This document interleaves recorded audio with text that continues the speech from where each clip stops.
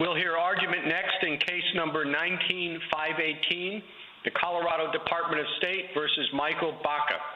I note at the outset that Justice Sotomayor is recused in this case. General WEISER. Thank you, Mr. Chief Justice, and may it please the Court. The Constitution authorizes states to use their plenary authority to remove a bribed elector, one who engages in a rebellion, or one who would perpetrate a bait and switch on the people of their state by voting contrary to a binding pledge. By contrast, if a state wishes to treat electors as free agents rather than as proxy voters, it is free to do so. In short, states determine how to select electors and ensure that they meet the relevant requirements and perform their duties as assigned. This means, under Green, that states can oversee bribery as an incident as a power to appoint. This must include the power to remove an elector without requiring a full criminal trial. Under my friend Mr. Lessig's position, as a practicality, bribe electors would cast ballots and illegal votes. In this case, the state prevented Mr. Baca from casting a legal ballot, just like it's an illegal ballot if you don't sign it here in Colorado. As this court explained in Ray, the purpose and history of the 12th Amendment reflected the reality that electors acted as pledged agents for their political parties, and the history of such pledges should be given great weight. As to Justice Ginsburg's point about the importance of enforcing a pledge requirement, it's worth noting people rely on such pledges, which are taken voluntarily. And as Justice Scalia explained in the Intertribal Council case, voting requirements would be of little value if not enforced. In the almost 70 years since Ray, states have continued to enact laws to enforce elector pledges. Congress has consistently deferred to the state's plenary authority, and no court other than the 10th Circuit below has invalidated a pledge-binding law. Mr. Chief Justice, I would welcome your questions. Well, my first question is to ask if there is anything that General Purcell said on behalf of the state of Washington with which you disagree. Thank you so much, Mr. Chief Justice. I would only add a slight wrinkle. He did indeed endorse our 10th Amendment argument. What I would say on that is the 10th Amendment is an important interpretive principle because the Constitution gave the states authority over elections. The 10th Amendment underscores that point. Would you state for me exactly what you think the limits on the state power to replace electors are? Your Honor, here I would echo my colleague from Washington. It governs whether or not another constitutional person could not remove an elector based on race or religion.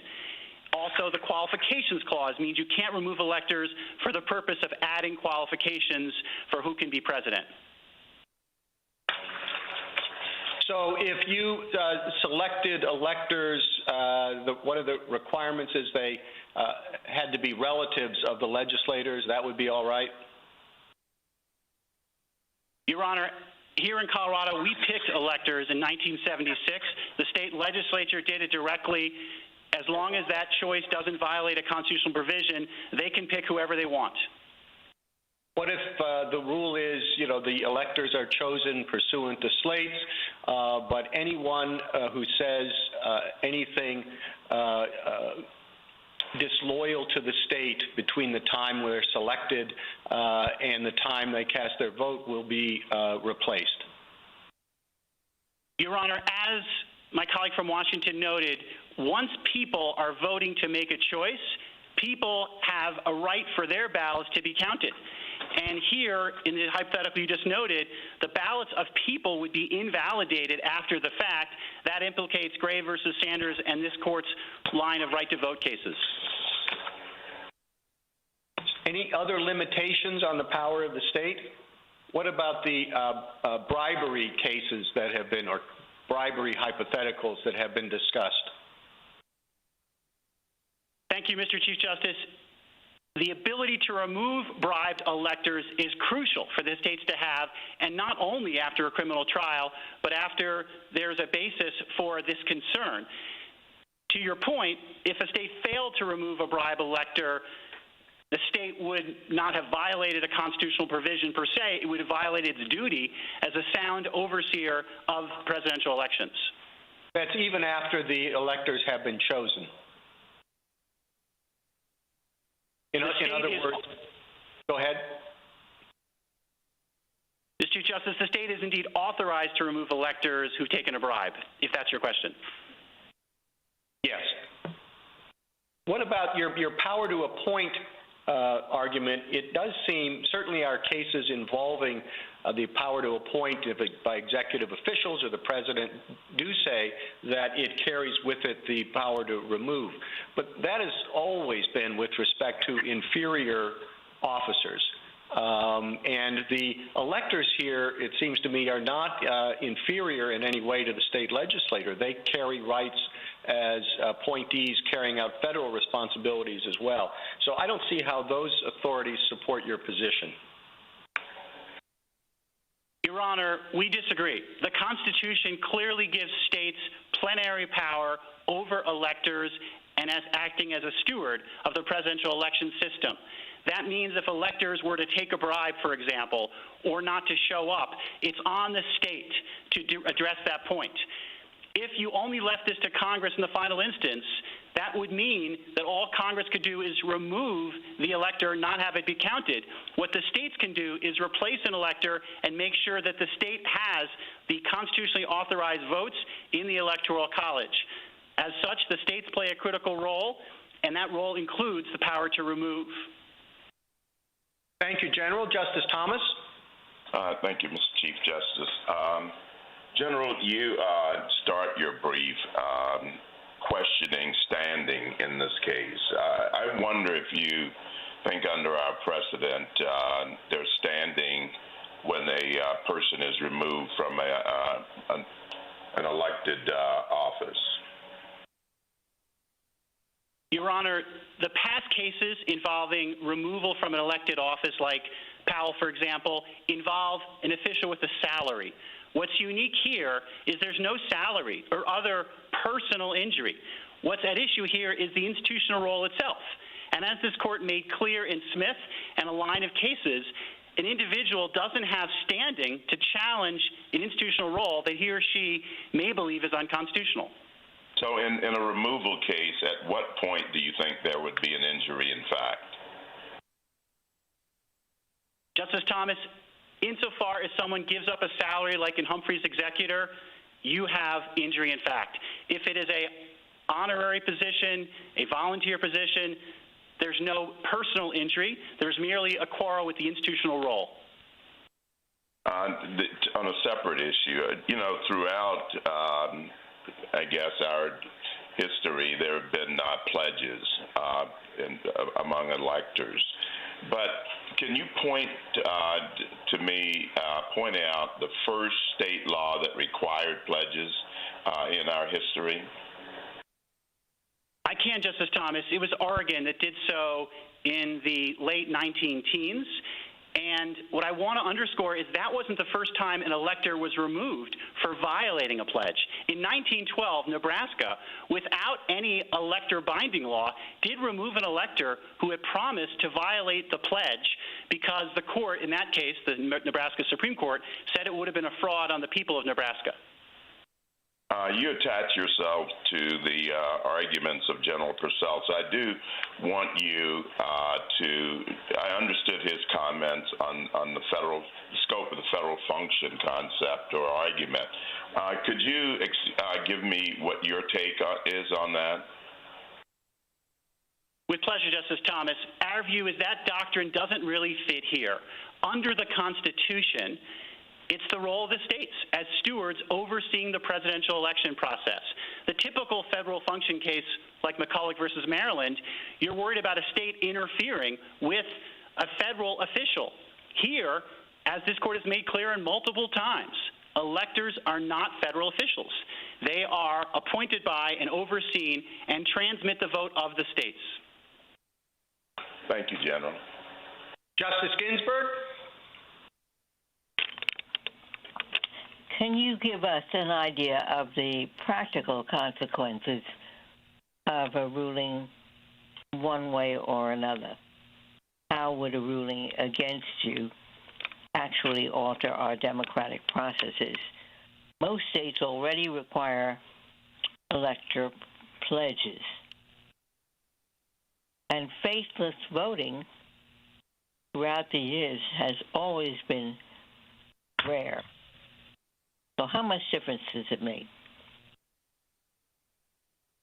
Your Honor, the chaos that could result from upholding the 10th Circuit's ruling is one that could occasion a constitutional crisis.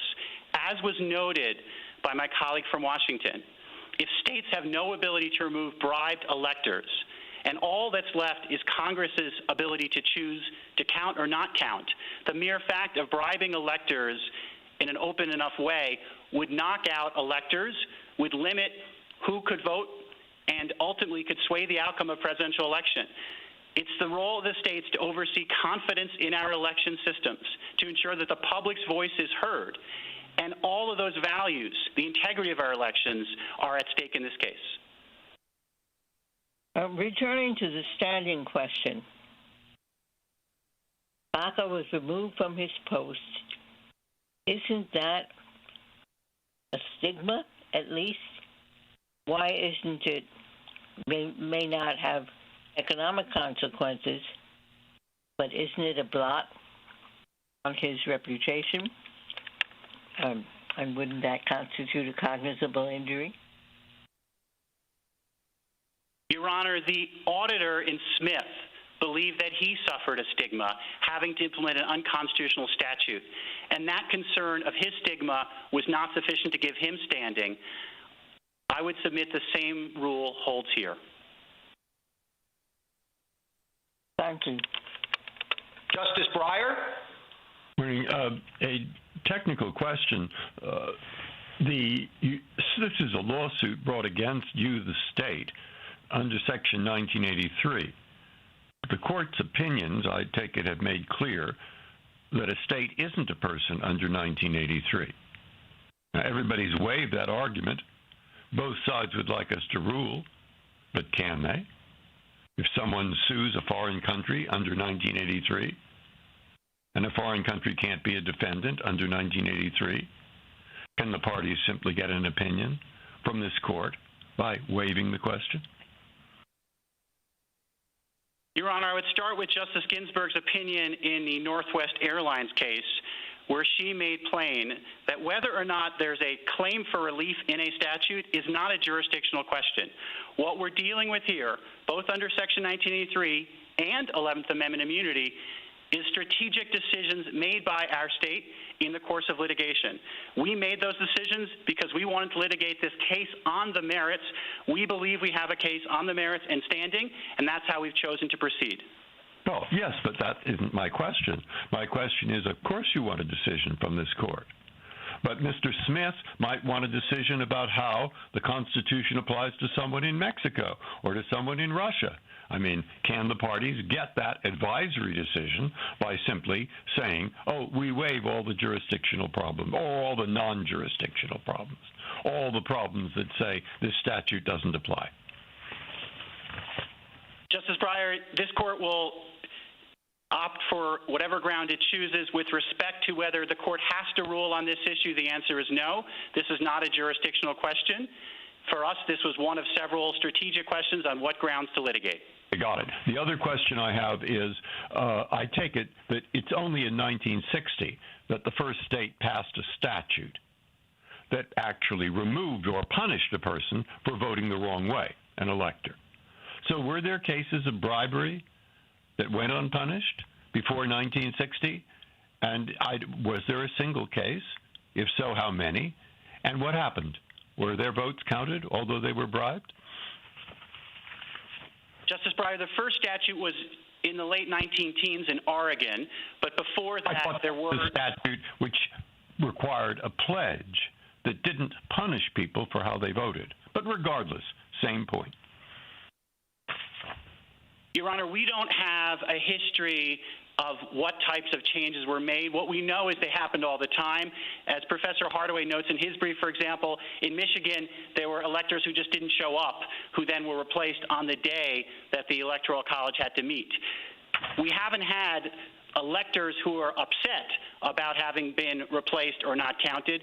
That isn't my question. My question has to do with bribery. And first statute was passed more than 200 years after the Constitution was first created. Were there instances of an elector being bribed? And if so, how was it handled? We don't know of any such instances, Your Honor. Thank you.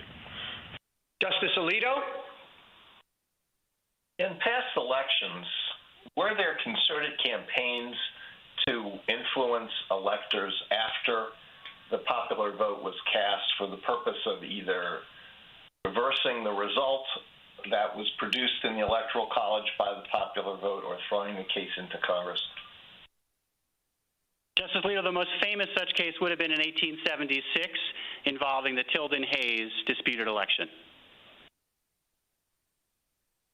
My other question is essentially the same one that concerns me with respect to the positions of all the counsel in these two cases, and that is limitation, if any, on the arguments that are being made. So is it your position that a state has plenary power to remove an elector? If not, under what circumstances can an elector not be removed?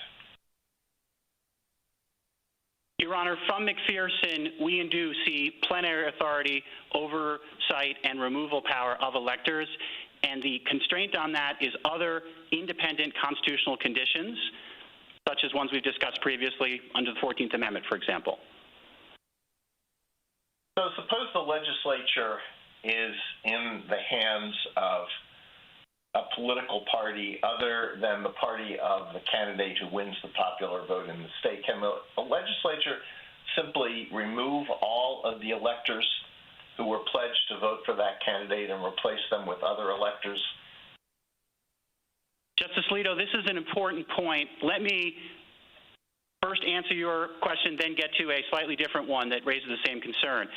If the legislature announces the procedure in advance and gives people the right to vote, and they exercise that right, the legislature cannot undo the public's right to vote without violating the right to vote line of cases. However, if the legislature acted earlier, say the prior spring, to change the process to give itself the power to appoint electors, not the power in the hands of the people, that's a choice state legislatures could make.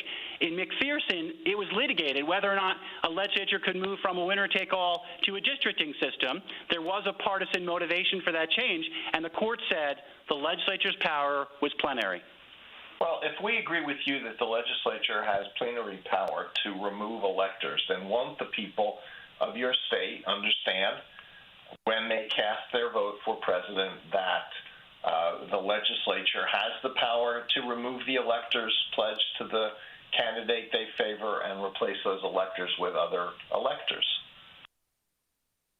Justice Alito, what we're asking for, what we believe the right to vote cases require, is that the public be told what they're voting on. Per the Chief Justice's earlier question, if the public is told you are merely casting an advisory vote, as opposed to a binding one that you can expect will be followed, that's a different case. What is the best right to vote case that stands for that principle? In Gray versus Sanders, it says the public has a right for their ballots to be counted. Thank you, counsel. Justice Kagan? General Weiser, first on your 10th Amendment point, why doesn't Thornton foreclose that argument? Thornton said that the 10th Amendment reserves only those powers that the states held prior to the ratification of the Constitution. I would think that the power we're talking about here is not such a power, but instead was created by the Constitution in the first instance. So how can the 10th Amendment support you consistent with Thornton? Thank you, Justice Kagan. What I would suggest here is a similar principle to what Justice Kavanaugh articulated earlier. Justice Kavanaugh noted the chaos principle means if you have a close case, you avoid creating chaos. We would say if you have a close case, you avoid intruding on federalism concerns, and that's grounded and represented by the 10th Amendment. But again, I thought that was only as to the powers that the states held prior to the ratification of the Constitution. Your Honor, as a strict matter, that is what the 10th Amendment does, but there's also the interpretive principle picked up, for example, in Gregory versus Ashcroft that says when looking at intrusions on state power, limits on given to the feds, you do so lightly. Okay, Mr. Lessig ended his argument by giving a number of hypotheticals. He said, you know, if a state can do what you're doing, a state can also say enforce pledges to vote only for candidates who have visited the state or who release their tax returns or who take a position on certain issues. Is that right? Not necessarily, Your Honor. The tax returns issue has been litigated under the Qualifications Clause in California, and the court there said that did constitute adding a qualification to be president. But moreover, I would note there's also an independent question about whether or not you could have a state saying we won't allow someone to be on our ballot in the state at all if they haven't done X, Y, and Z. And indeed, in the California case, it was not in the elector context, but in the access to the ballot context that the issue arose. And if you're relying on the Qualifications Clause, couldn't you be said to be imposing a qualification too? In other words, that the candidate actually have received more votes than anybody else in your state? Respectfully, Your Honor, I wouldn't interpret that as a qualification to be president, particularly because the right of the states to have a system where the people could be heard is part of the original constitutional design and then, again, confirmed in the 12th Amendment itself. Well, it sort of assumes the conclusion. I mean, it's obviously a pretty normal understanding of what elections do, but if you assume that these electors were meant to use their own discretion, then the popular vote was not required, and it would be imposing a qualification. Your Honor, if you assume electors have this discretion, you've assumed the answer to this case. We would say they don't have that discretion at all. Exactly, but you're assuming the answer in the exact same way, aren't you? What is or is not a qualification sort of depends on this case. So I don't think that you can get rid of Mr. Lessig so easily as you would like to. Your Honor, our position is that the Constitution is silent on whether or not you can have electors representing how the public votes. That is inherent in this design, and thus we say what's inherent in the design couldn't be an additional qualification. Thank you, counsel. Justice Gorsuch? Counsel, I'd like to continue the same line of questioning that Justice Kagan raised with you and Mr. Lessig suggested. If states enjoy plenary power to remove electors, what would prohibit them from passing a law, for example, to say that all electors have to vote for presidential candidates who support certain positions or who have done certain things or who have visited the state? Now, I understand your ex post argument, that is, states can't change the rules of the election after the election and have to provide voters notice, but if they did it well in advance, what would prohibit them from doing so, if anything, on your view?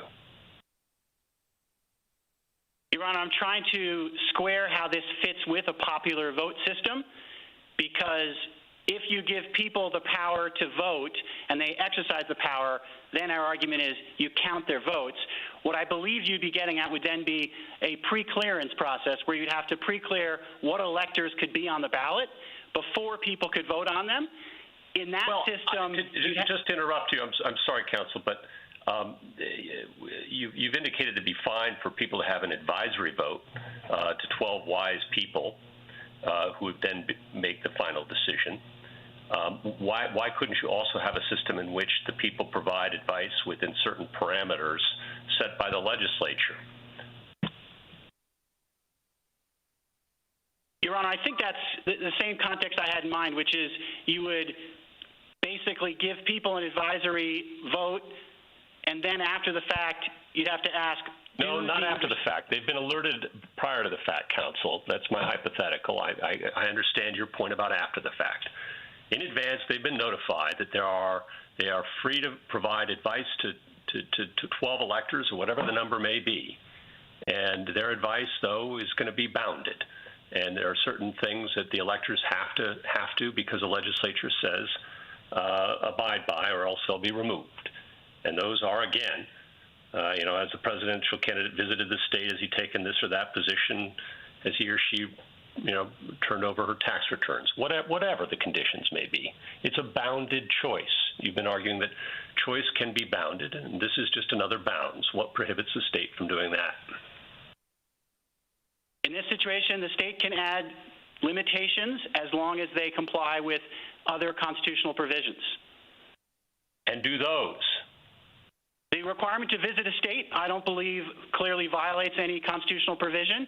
The tax return issue, we've noted, raises a qualification clause question that could be a real concern. And so the presidential candidate is on the ballot. It's who the electors can vote for. Is that a qualifications problem in the state's view? Yes, it would be, because if you tell electors they can only vote for, pick whatever the concern would be, tax returns, people over 50, the concern is you could be adding a new qualification to be president and thereby disqualify, in effect, someone from being president who the Constitution would qualify to be president.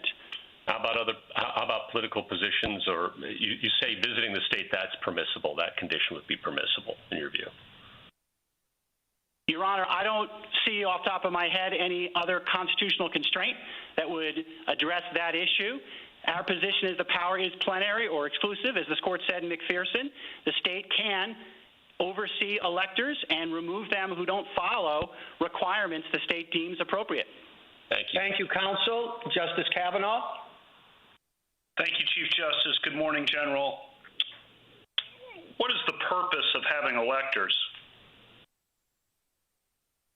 Thank you for that question, Justice Kavanaugh. When electors are set up in the constitutional design, that allows for states to make a choice. Electors can either vote as proxy voters on behalf of the public, as we do here in Colorado, or they can be free agents. By having this structure uniform across the several states, you give states the ability to choose which model they want. But wouldn't, if that were the design, why not just leave it to the states as opposed to going through all these details about how the electors are supposed to operate? As you know, Justice Jackson and Ray, looking at that history, said no one faithful to our history can deny that the plan originally contemplated was that electors would be free agents to exercise an independent and nonpartisan judgment as to the people best qualified for the nation's highest offices. That's the end quote from Justice Jackson. So that implies not a choice, but actually a requirement that the states give this kind of independence, free agent status to electors. And why go through all the details if it's the way? I guess what I'm asking more broadly is the text has all these details to set up a design that seems closer to what Justice Jackson articulates. Where in the text do you hang your hat? Your Honor, our textual hook is the delegation of the authority to the states. By contrast to what Justice Jackson said, James Madison said the Electoral College was all about giving the states authority to oversee presidential elections as they saw fit. And as the majority in Ray noted, contemporaries of the founders did indeed see electors as proxy voters on behalf of the public. And that was absolutely the backdrop to the 12th Amendment.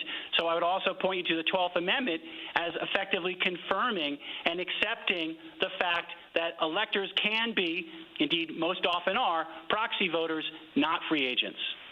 Why do you think the founders did not leave it up to the states to decide whether they wanted their members of Congress to be electors? Your Honor, the Constitution had a series of compromises between separating powers between the states and the federal government and between the states. This was one of those compromises that was reached at the final days of the Constitutional Convention. Thank you. Thank you, counsel. You have a minute to wrap up if you'd like. Yes, Mr. Chief Justice, as we've noted, this case is all about state authority. And on the theory of my friends on the other side, states have no authority even to remove bribed electors short of a full criminal trial. Our founders gave the states this authority, expected them to exercise it in ways that were sound. That's what has been the history of our presidential elections. We would urge the 10th Circuit decision to be reversed. Thank you, counsel. Mr. Harrow? Mr. Chief Justice, and may it please the Court. This case is about a trade-off between flexibility and rigidity. The state's rule is too rigid, and that rigidity could come at a steep cost. The state's binding law has no exceptions. If a candidate dies between the popular vote and the vote of the electors, there is no exception. If the candidate has a stroke, there is no exception. If there is widely recognized fraud or bribery by the candidate, no exception. If there will be a tied electoral vote and a potentially deadlocked House, no exception. The law is rigid. Electors vote for the winner of the popular vote in the state, or, well, there is no or, Your Honors. That's the only option. That rigidity has no place in our constitutional universe. If something goes awry in this coming election or any other, the framers thought that electors could vote with discretion, and the 12th Amendment didn't change that. More recently, the 20th Amendment's framers, when they analyzed these contingencies, recognized even 150 years after the framing that electors still had discretion, and electors could and should use it in the case of death of a candidate. This shows that, given the current system of presidential selection by an electoral college, there must be times when electors, and only those electors, are best placed to act in the interest of country. Your Honors, the states have a problem with the idea of an electoral college, and they want to write it out. They make no bones about it. They haven't so far today. And perhaps we would be better off without indirect election, because this months-long, multi-step process of presidential selection presents some risk of instability no matter who wins this case. But until we have an Article 5 amendment, the vote of real humans, called presidential electors, isn't going away.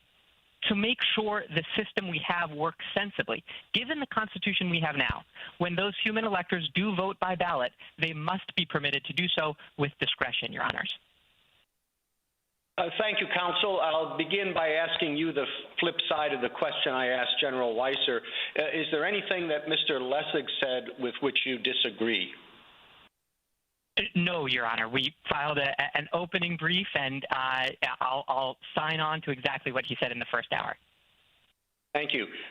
You gave a number of examples there of situations that have gone awry, and there was no way to take account of them. But I'm not sure your position has any limits either. What are the limits to your position? The limits, Your Honor, are that electors must be permitted to vote with discretion. And so, as Your Honor knows, there is a choice. There is always the possibility of bribery, always the possibility of corruption, and the framers considered all the possibilities and placed the ultimate selection of president in the hands of a group of presidential electors that were appointed by the state. I take your answer when I ask for limits to be that they must be allowed to vote in their discretion, that you don't have any limits. Your Honor, there are no limits in that voting by ballot so long as the ballot is for a person. The 12th Amendment says they must vote for a person. You can imagine, indeed you don't have to imagine that it's not a giraffe? I mean, of course they have to vote for a person. Your Honor, Congress concluded in 1872 that the Greeley vote wasn't a vote for a person because it was a vote for a non-living person. I'm sorry if I was unclear. That's the situation that I meant. But those are really the limits of the discretion there. There's great discretion in appointment. There's the state can absolutely discriminate between all kinds of people, and they do on the basis of political party, for instance. But once the vote begins, that vote by ballot is the electors. So the elector can decide, I am going to vote, I'm going to flip a coin, and however it comes out, that's how I'm going to vote. Yes, Your Honor. That's the same discretion that U.S. senators have, representatives have, congressional electors have. These, too, are elected officials, and they have that same discretion.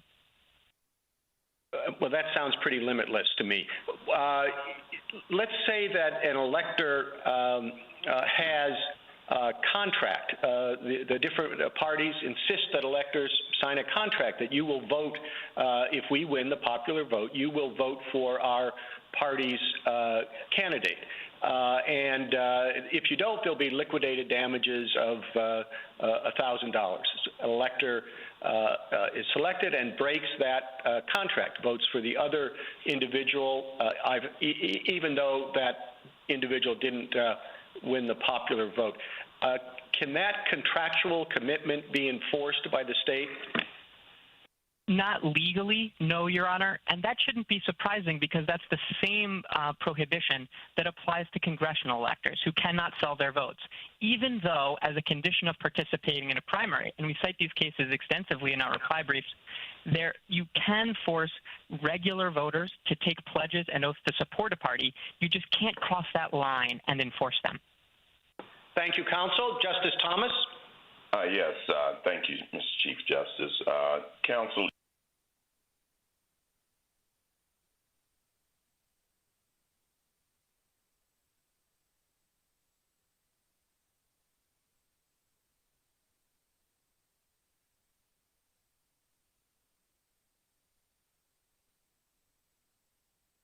who strays from what is expected. There are several forms of accountability, Justice Thomas. The first, of course, is the selection process because they are party people, and in all 50 states they're selected by the political parties. From there, after the vote, they can be kicked out of the political party. They cannot win an election. They can have negative political consequences. And that's the exact same thing with senators, right? Senators do have accountability, but that accountability comes 6 years later. So if a U.S. senator, Justice Thomas, promises to support only low taxes and then at every opportunity raises taxes, their only accountability is 6 years later. That's the nature of political discretion, and that's the discretion electors have here. But there's also accountability in chamber within the Senate. There's accountability as far as removal from office. But you're saying that with an elector that those other forms of accountability are not available. They are, Your Honor. There is absolutely party discretion, party meetings, just like any other representative body. And just to quibble slightly, Justice Thomas, with what you said in terms of removal of a U.S. senator, there's no precedent that we have found of a U.S. senator being removed, perhaps even by an appointing governor in the case of a vacancy, on the basis of a vote. Certainly some sort of criminal misconduct, sure, but not on the basis of a vote. And that's really the same analogy here. But let's say you mentioned with respect to the state that the state could not, that after someone dies, their system is so rigid that you can't make changes because of the death of the candidate. But I think that on your side, you, as the Chief Justice alluded to, you have a similar problem because the elector who had promised to vote for the winning candidate could suddenly say, I'm going to vote for Frodo Baggins, and I really like Frodo Baggins. And you're saying under your system, you can't do anything about that. Your Honor, I think there is something to be done because that would be the vote for a non-person. No matter how big a fan many people are of Frodo Baggins. That said, I do think the important point is that the framers hashed out these competing concerns. They hashed it out in Philadelphia in 1787. They understood the stakes, and they said among these competing hypotheticals, electors are best placed to make the ultimate selection. That hasn't changed, Justice Thomas. Thank you. Thank you, counsel. Justice Ginsburg? I don't understand your point about rigidity because as I understand the state's position is the states have a choice. They can say electors have an independent vote, or they can say the electors must follow the party's orders. So the states are not the states are being given leeway to do it one way or the other way. So why do you say it's rigid when it seems to me it could be described as supple because the states can have it either way? Justice Ginsburg, the states do have great flexibility, as you mentioned, in choosing the mode and method of appointment. But the laws that they've written here, the laws that were enforced against my client, Mike Baca, are very rigid. They're rigid in the sense that there are no exceptions once passed. And that rigidity conflicts with the supposition that every single Congress that has looked at the issue of presidential selection has assumed exists explicitly in 1933 when the Congress drafting the 20th Amendment. That's a key oversight of these laws, but even down to the more modern era when Congress was debating the 24th Amendment, for instance, prohibiting poll taxes, and noted that it needed to bar poll taxes for elections for presidential electors because they still exist in our system. So that's the rigidity I'm talking about, Justice Ginsburg. And how do you answer the standing question that you have no economic, Baca has no economic injuries or has no standing to complain? There is standing, Justice Ginsburg. I will say there is a very small economic injury. We've asked for $1 in nominal damages. Mr. Baca gave up an additional $5 of salary. I'd just like to correct the record where Attorney General WEISER said there's no salary. Colorado Statute 1-4-305 provides electors with $5. That's at Pet App 10. But so the stakes financially are small, but the stakes constitutionally and personally for Mr. Baca are large, and they're sufficient to confer standing. Thank you. Justice Breyer? Thank you. To go back to the technical point, you brought a suit under 1983 against a state, and it's fairly clear in the case law that you can't sue a state under 1983. What are we supposed to do about that? Your Honor, I'll echo what Attorney General WEISER said, which is that it's, and indeed I'll cite the court's opinion just last week in the Sinan-Smith case, when the court said that the court's job is to resolve disputes as framed by the parties. And so the only way that the court should look at that issue is if it's jurisdictional. And as Attorney General WEISER said, it's not. I'll give you two cites. The problem that I see with view is that then any two people, plaintiff and defendant, who would like an issue decided by us simply have to waive enough matters so that it has to come before us because it's not jurisdictional. They interpret the statutes differently. They do whatever they have to do. What are we supposed to do about that? Your Honor, I don't think this case implements something like that because this case is one that courts surely could hear. It was initially brought individually against the Secretary of State through a compromise that involved the plaintiffs giving up a right to attorney's fees and other accommodations. It was somewhat reframed in order to be brought against the Department of State. And as the 10th Circuit said, I'll just point the court to Pet App 53-70 with a really... But I'll look at that. One other question you didn't mention in terms of accountability, what I take it, why didn't you, is that Congress doesn't have to count a vote of a faithless elector. For at least 125 years, there were faithless electors from time to time. And Congress usually counted them, and sometimes they didn't. With Horace Greeley, for example, they didn't. So is that not a power that the Congress has to make certain that the faithless elector does not cause trouble? Justice Breyer. What's your view about that? What's your actual view about it? You didn't mention it, so you don't think it is, probably. No, I think, Justice Breyer, to be clear, that the Greeley example supports our side. The Greeley votes that were rejected were actually faithful. I'm interested in why you don't consider this as significant. I would like your true answer to that. Your Honor, just so I understand, the Greeley votes, the three that were rejected by Congress, were actually faithful. They were electors that were pledged to Greeley. Right.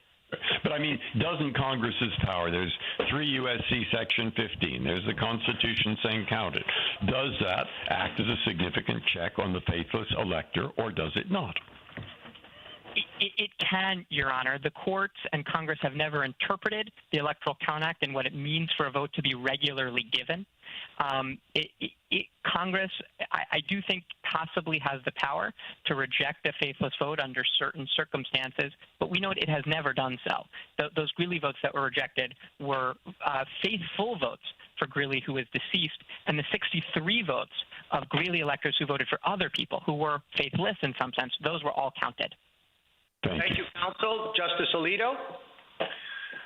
We have to interpret the Constitution to mean what it means, regardless of the consequences. But I am interested in, at least in understanding what the consequences of your position would be. And we are told by experts on elections that the consequences would be potentially chaotic. I'm thinking in particular of Professor Bennett's brief, and there's been other writing by experts on elections that acceptance of your position would mean that after an election where the apparent outcome based on the popular vote is a small margin of victory for one candidate, there would be concerted campaigns to change that result by influencing a few electors, and that could be achieved by influencing just a few electors. That's just one of the consequences.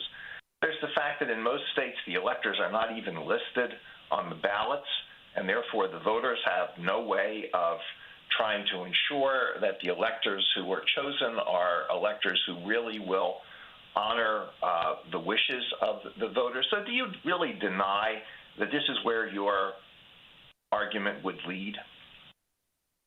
We do deny it, Justice Alito. And here I think past this prologue. Attorney General WEISER, in a response to a prior question on the same issue, noted that there had been campaigns already to affect electors. He mentioned 1876, the famously contested election of 1876. But in fact, Robert Alexander, a scholar of presidential electors who we cite on the last page of the reply brief in Shafalo, Alexander's research shows that there have been concerted campaigns in 2016, in 2000, and beyond, that some 20% of electors have contemplated switching their votes, and that 100% have been contacted. And do you deny that there's a greater chance of this happening? Didn't Mr. Lessig support such an effort in 2016? Your Honor, Mr. Lessig has been representing these electors from the beginning in 2016. So that wasn't my question. Didn't he advocate that some electors change their votes for the purpose of changing the outcome of the 2016 election? Your Honor, I believe that he supported the legal discretion that electors have that we're here today arguing for. And the reason is, A, that that's in the Constitution, but B, that going back to the chaos point, the center has always held. The center has always held, we know that 18 states today, Justice Alito, have no such laws. And the states are not about to say that there's some constitutional requirement that they implement them. In fact, they say the reverse. They say it's a feature and not a bug, that there is federalism here. One more question, if I possibly can. Do the states have any power to remove electors? I can't think of any government office holder who cannot be removed from office. Your Honor, yes, they do have some power to remove elector, just not a removal power that interferes with the core function of voting by ballot. But what is the limit of their power to remove? The limit of the power to remove is, again, that interference with the core function. So if an elector does not show up to vote, the states have represented that it's our view that's impossible to remove and replace that elector. That's not true. That becomes a vacancy. The Electoral Count Act permits it to be filled. History shows that it can and will be filled. Can an elector be removed for bribery? Absent conviction by proof beyond a reasonable doubt before the time when the electors meet to vote? No, we don't think so, Your Honor, and that's consistent with the treatment of every other elected official. Senators and representatives cannot be removed for a supposition of bribery, a mere whisper of it. They have to be removed for proof of it, and the same thing would be true here. A member of Congress could not be removed from office by a two-thirds vote without a criminal conviction? The Congress certainly has power to remove, but it must go through a full process. I took Your Honor to be asking about the sort of instantaneous, removal.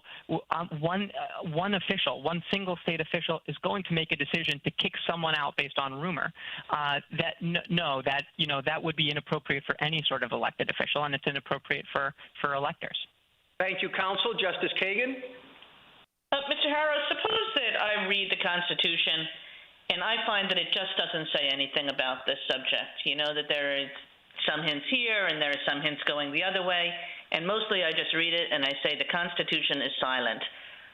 What should I then do and why? Justice Kagan, in that case, I think the original understanding would control.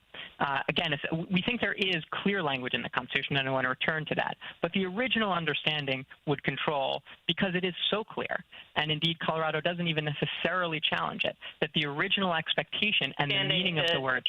Sorry, do you mean the original understanding like prior to ratification? Because I would think that pretty quickly it flipped, even if you're right. So that from the first, there were these pledges, and there have never been a substantial number of faithless electors. So I would think that the history, both at the time and since, would cut against you, no?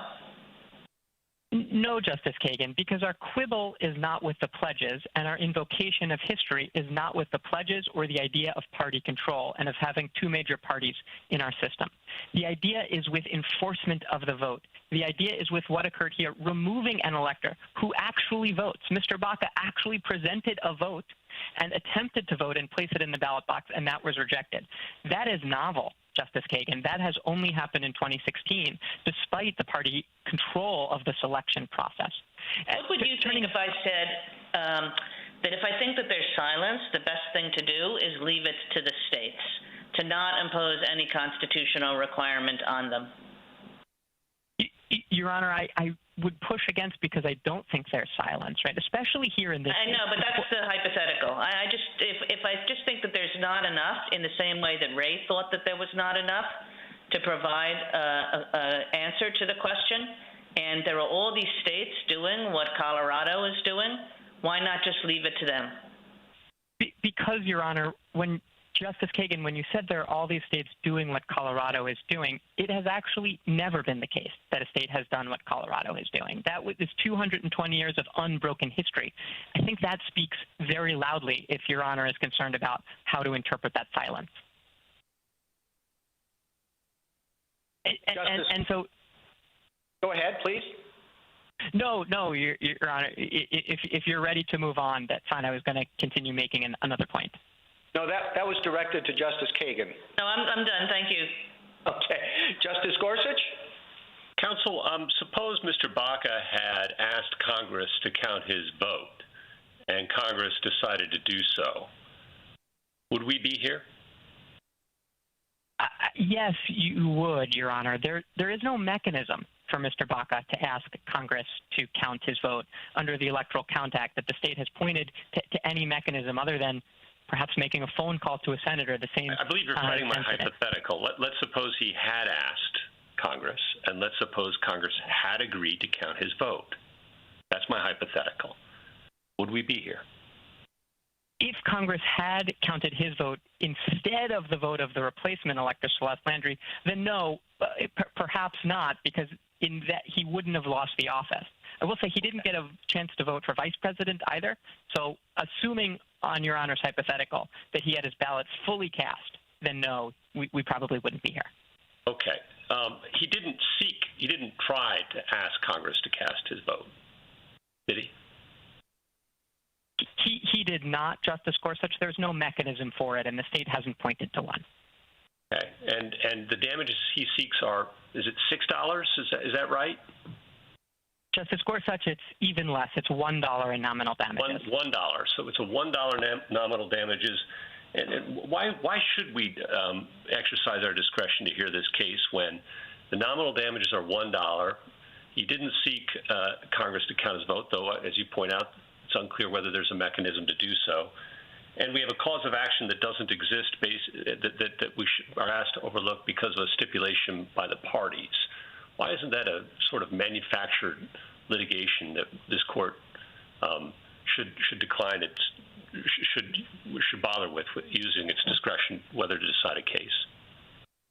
Justice Gorsuch, because once there is jurisdiction, and again, I'll just emphasize that the question of whether I'm accepting there's jurisdiction, counsel, but this court has discretion over what to entertain. And it also has some authority to emphasize the importance of the adversarial process and its proper uses. It does, Justice Gorsuch, and I think the arguments today in the brief show this is highly adversarial on the standing and on the merits. And the discretion here is because there was a conflict in the lower courts on an important issue, and the unique chance that this court has to decide this issue of presidential selection outside the very contested context of an actively fought presidential election. So to the extent Your Honor is talking about discretion and not jurisdiction, I think it's well exercised here. And again, Colorado doesn't contest that. Thank you. Justice Kavanaugh? Thank you, Chief Justice, and good afternoon, Mr. Harrow. How, if at all, should the quick growth of political parties affect our analysis of this case, including how the 12th Amendment interacts with Article 2? Justice Kavanaugh, the political parties provide the context for nominating electors and the appointment of electors.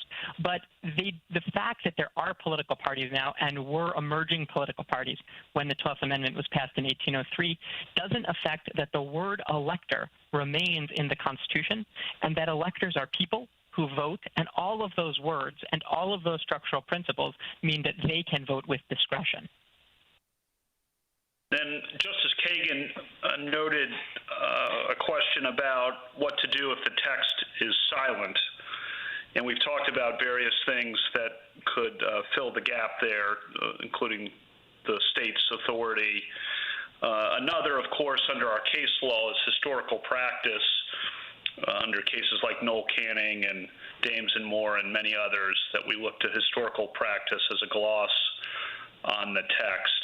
What is your strongest point on why the historical practice favors you rather than favoring the other side? Justice Kavanaugh, in addition to the historical practices that we've already discussed, including in the exchange with Justice Kagan, I'll also point the court to the history of constitutional amendments that have been introduced to try and abolish the office of elector, precisely to eliminate the elector discretion that everyone who was introducing the amendment assumed exists. As we point out in our brief, this starts in 1801 with no less than Thomas Jefferson saying, hey, maybe we should get rid of the office of elector. They can only cause trouble. And that continues in the 19th and 20th century. For 20 years, such amendments were introduced by Thomas Hart Benton in essentially every single Congress. And those amendments were not meaningful, and the people who thought that we ought to eliminate elector discretion were not writing on a blank slate. They were writing knowing there was elector discretion, and that would be a lot of wasted oxygen, Your Honor, if there was already a way to eliminate elector discretion and if they didn't have it in the first place. Thank you very much. Counsel, you have a few minutes for a wrap-up, if you'd like. Sure. Just to conclude briefly, as the court knows, the intervention here was extraordinary and unprecedented, and if Colorado is permitted to undo the human check that has been baked into this system of presidential selection, there really could be a chaotic outcome. By contrast, most electors have been free in most elections, and here we are today, Your Honors. Indeed, electors retain legal discretion in 18 states, as I've said, and a decision from this court won't change that. So the question for this court is whether to approve of the state's novel intervention, and it is novel, and be left wondering how the state's overly rigid interpretation could go haywire in, as we've discussed, the case of death or other unforeseen circumstances, or instead whether the court should keep faith with the system, keep faith with the Constitution until amended, and maintain indirect election, acknowledging that both sides have a vision of presidential selection that is imperfect. But the various checks, balances, and separations that our Constitution's drafters and amenders have put into the Constitution, all of those should be given a role in our constitutional universe. And, Your Honors, I think that all adds up to elector discretion. Thank you, Mr. Chief Justice. Thank you, Counsel. General WEISER, you have 2 minutes for rebuttal. Thank you, Mr. Chief Justice. Let me make 3 points in response and offer 2 closing thoughts. First off, on standing, the payment or non-payment of the per diem fee was never before alleged, and any reported non-payment is not in the record. Second, on nominal damages, prior cases like Smith and Byrd did not accord standing on nominal damages alone, instead focusing on whether there's an actual personal injury. Second, as to Justice Scalia's important point about congressional removal in the case of bribery, it's worth noting there is a prescribed removal process for senators, as Justice Scalia noted. In the case of electors, there's no such process, which means this court's default rule controls. The power to remove is thus incident to the power to appoint. Third, it's worth noting this is the first time we've seen an elector who violated a state binding law. Up until now, including the 2016 election, we've always seen Congress defer and count votes as transmitted by the states. Two closing thoughts. During the course of this entire litigation and this argument today, my friends on the other side have failed to offer any viable theory on how to address the spectacle of a bribed elector, an elector who votes for Frodo Baggins, or one who would perpetrate a bait and switch on the people of her state. Colorado's pledge requirement addresses all such harms. After over 230 years of constitutional tradition, my friends on the other side would toss out our nation's state-centered model of electoral accountability in favor of a treacherous experiment. We urge this court to reject this dangerous time bomb and avoid a potential constitutional crisis by reversing the 10th Circuit judgment. Thank you. Thank you, counsel. The case is submitted. The Honorable Court is now adjourned.